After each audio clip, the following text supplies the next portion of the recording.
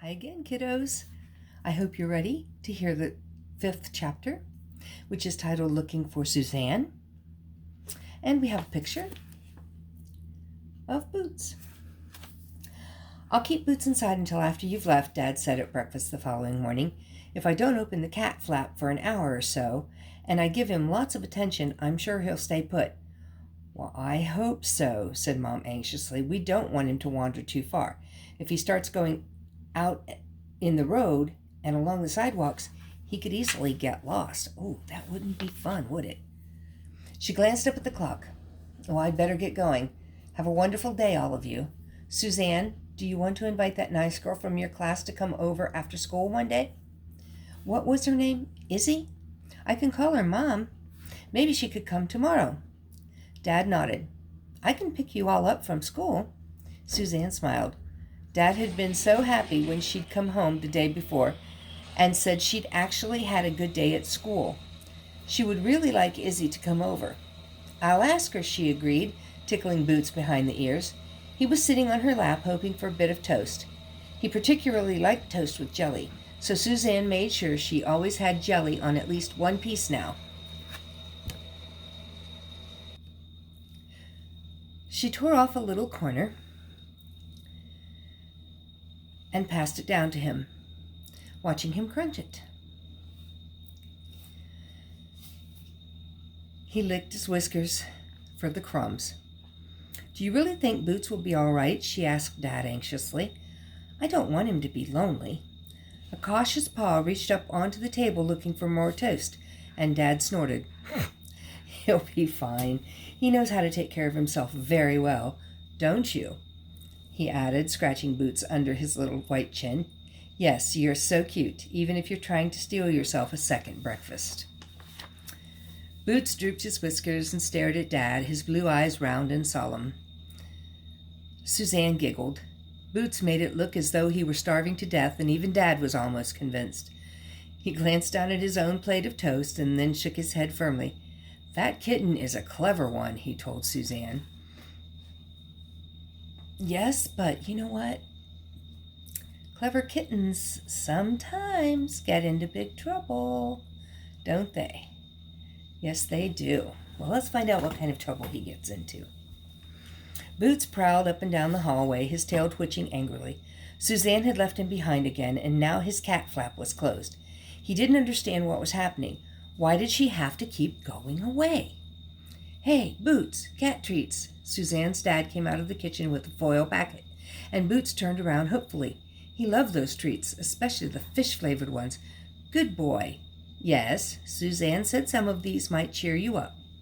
Boots laid his ears back as he heard Suzanne's name and stopped licking the treats out of Dad's hand. Suzanne! Was she about to come back? He looked at Dad hopefully. Oh, Boots, you really do miss her, don't you? Dad eyed him worriedly. She'll be back later, I promise. Come on, yummy fish treats. Boots ate the rest of the treats slowly. He liked them, but he would have liked them much more if Suzanne had fed them to him. She had a game where she held them in front of his nose, one at a time, and he stretched up to reach. They didn't taste the same out of Dad's hand. Good boy, Boots. Dad picked him up gently, took him into the office, and put him down on an old armchair. Why don't you take a nap? Boots walked around and around the seat of the chair, pushing his paws into the cushions until eventually he slumped down and stared gloomily at the door. He didn't feel like sleeping, but he couldn't think of anything else to do. Poor Boots. Poor guy. Boots sat in front of the cat flap, staring at it hopefully, and uttering plaintive little meows. It was still locked. He knew because he'd tried it over and over, scratching at the door with his claws. But it just wouldn't open. Do you need to go out? Dad asked, coming into the kitchen and looking at him concerned. He crouched down next to Boots, who gave his knee a hopeful nudge. Well, I suppose it can't hurt. It's been more than an hour since Jackson and Suzanne left for school. Dad turned the latch on the cat flap and pushed it, showing Boots that it was open. Go ahead. Boots meowed gratefully and wriggled through the cat flap, trotting purposely out into the backyard and straight around to the front of the house, just as he'd done the day before. Next, he was squeezing under the gate and out into the road. This time he didn't run as fast. He knew that he'd been shut in the house for a long time, and he wouldn't be able to chase Suzanne the way he had yesterday. So he padded down the path, sniffing thoughtfully here and there. It was difficult to follow the traces of Suzanne and Jackson. The house smelled like them, too, much more than the path, which made it confusing. But he was pretty sure that they'd gone this way. Boots bounded happily along, hoping that they would be in the field again, maybe sitting down and even waiting for him. But no one was there. Boots walked up and down the edge of the huge field, staring anxiously into the green stalks. Was Suzanne in there? She might be, but he couldn't smell her or hear her. He slipped in between two rows of wheat, pushing his way through the green stalks and meowing. Uh-oh. Then his ears twitched. There was a scuffling noise ahead of him, and a small bird fluttered out of the wheat, making Boots leap back in surprise. Well, he'd seen birds in the yard, but he'd never seen one up close. He hissed at it angrily, and the bird was already half hopping, half flying away. Boots followed it sadly out of the wheat stalks. He didn't think Suzanne was here. And there's Boots, hissing at the bird. See that? Hissing at the birdie up here. Glancing around the narrow path at the edge of the field, he tried to remember what Suzanne had been doing when he ran after her yesterday. They had been walking along here away from him, as though they were heading for the edge of the field. Determinedly, Boots padded along, hopping over the ruts and big clumps of grass and keeping a hopeful eye out for Suzanne.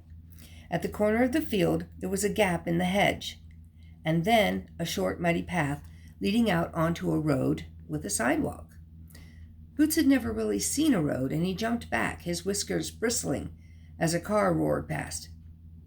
He had been in a car when he left his mom to come to Suzanne's house, and then when he'd had to go to the vet for his vaccinations. But both times he had been in a cat carrier. From Kitten height, the cars going by along the road were enormous and terrifyingly noisy. He crept into the muddy path, eyeing the opening out to the sidewalk.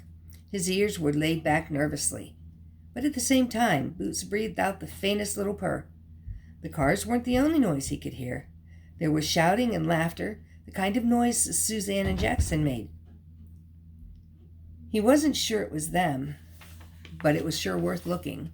The sounds were coming from very close by. If he was brave enough to go out onto the sidewalk, close to those cars, he was sure he could find the place. Boots dashed out, scurrying along low to the ground and pressing as far into the hedge as he could go.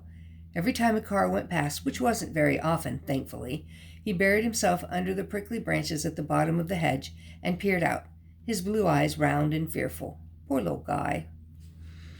The school was only a couple of 100 feet along the main road through the town, and on the same side as the path.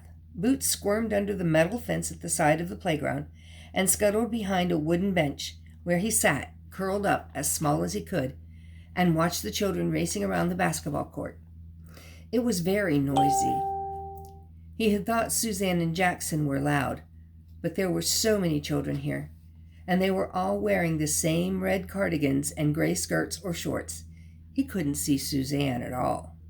He shrank back behind the bench as a loud bell shrilled, and the children streamed back into the building on the far side of the playground. Then his ears pricked up, and he darted forward. That was Suzanne, racing past him with another girl. He meowed hopefully at her, but she'd already disappeared inside the white building. The door was still open. Uh-oh. Boots padded out into the empty playground and hurried over to the door. The noise of the children still echoed around the hallway, and he shivered a little. But if he wanted to find Suzanne, this was where he needed to be. He pattered along the chilly concrete floor, peeking in the doors when he found an open one. The first classroom he looked into was full of children who were smaller than Suzanne, he thought. A little boy stared at him and pointed, his eyes widening delightedly. Boots scooted out the door as fast as he could. He had a feeling that he wasn't meant to be in here, and he didn't want to be caught before he'd found Suzanne. The next couple of doors were shut. But then he found one ajar and looked around it. The children were more the right size. He sidled around the door, and then he saw her facing away from him, but at the nearest table. The children were all looking away from the door towards something at the other end of the classroom, so it was easy for Boots to race across the carpet and hide under the table right next to Suzanne's feet. He purred quietly to himself. He had done it. He found her. And here's a picture of him racing across the floor to find Suzanne.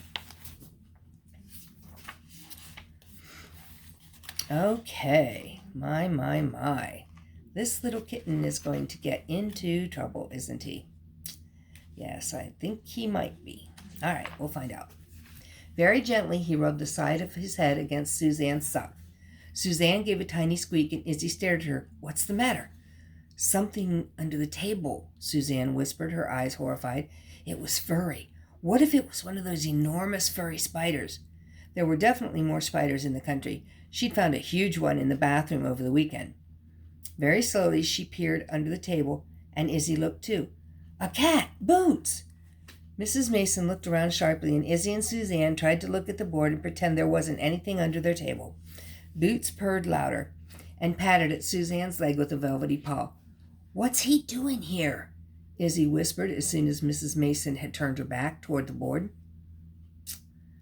He must have followed us again. Suzanne was grinning. She couldn't help it. She wasn't quite sure how she was going to figure this out, but she loved it that Boots wanted to be with her so much that he followed her all the way to school. Boots scrambled up on her lap and sat there purring and nudging at her school cardigan. Sarah and Missy saw a small orange head sticking up over the edge of the table and gasped. Suzanne put a finger to her lips and stared at them, pleading. Don't tell, she whispered. And there she is, saying, shh, don't tell. Sarah and Missy shook their heads to say, of course they wouldn't, but Mrs. Mason had seen them anyway. Suzanne, what's going on? She came over to their table. Oh my, a kitten. What's he doing here? He followed me from home, said Suzanne. I'm sorry, Mrs. Mason. He was under the table, and I didn't even know he was here until a minute ago. She sighed a very tiny sigh. She hoped to keep Boots a secret for a little longer. Mrs. Mason smiled. Well, he's very sweet, but I'm afraid he can't stay in the classroom. You'd better take him to the office and ask Mrs. Hart to call home. Is there someone who can come and get him? Suzanne nodded. My dad. She stood up with Boots snuggled against her, and the rest of the class whispered and awed admiringly, reaching out to pet him as she went out of the classroom. You're so amazing for finding me, Suzanne whispered, and Boots purred. And there's our picture. Okay.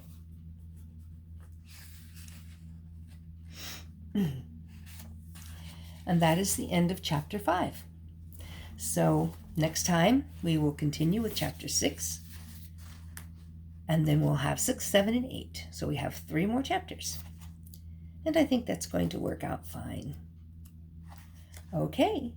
Well, sleep well, my little ones.